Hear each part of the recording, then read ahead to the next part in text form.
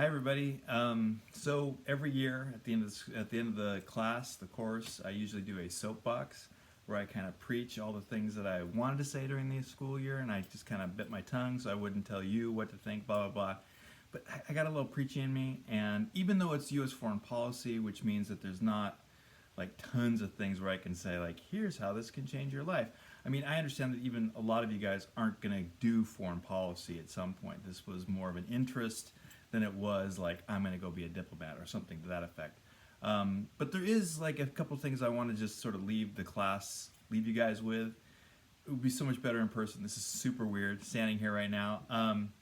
The one thing I would like to leave you guys with is just this idea that even though you probably won't be the Secretary of State or the President sitting there making a lot of these decisions, you are still part of this collective, this this country, and part of what it means to be a democracy is to make decisions collectively about what we should be in the world. I mean, in the same way that me as an individual, I have to think about how I am in the world, we as a collective have to think about how we are in the world.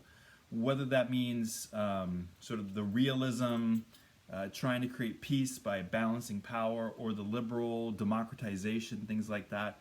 Like, U.S. foreign policy really is all about like how are we going to be safe and secure, and that definitely is part of what it means to be like an individual.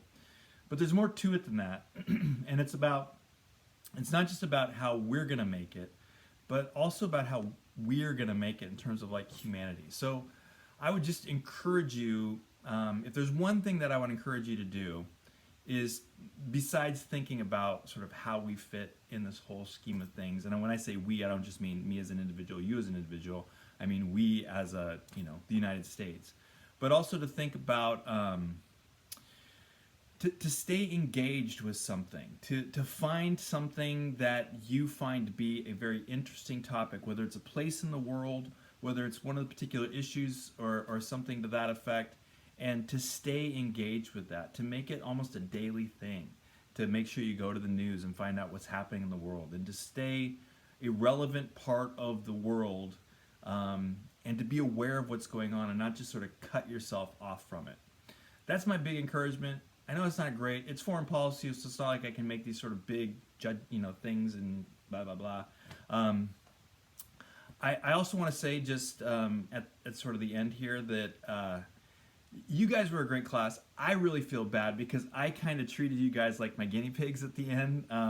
Like once the coronavirus hit, whenever there was all my classes were big. You guys were about 15 to 20 people, so it was pretty easy for me to say, I'll try it with these guys, and if it works, fantastic. So you guys were kind of the guinea pigs in a lot of ways.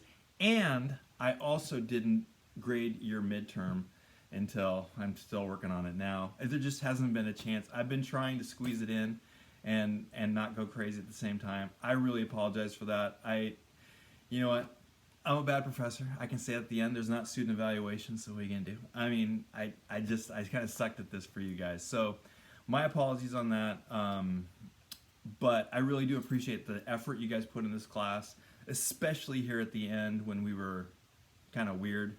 The stuff you guys wrote, I still haven't got to the policy papers yet, but the stuff that I've sort of looked at so far, not the policy papers, the book reviews, the stuff I've looked at so far just looks like you guys really engaged the material, so I really appreciate that as well. So thanks. Hopefully we never have to do this again, but not this class, but like this coronavirus, but thanks again for all that. And those of you guys who are seniors, I know Brooke, I should have looked at the list beforehand. But congratulations on graduating. Go out there and good luck on the job search. Don't worry about that. Okay, so that's it. Thanks again, guys. Appreciate it, and have a great summer.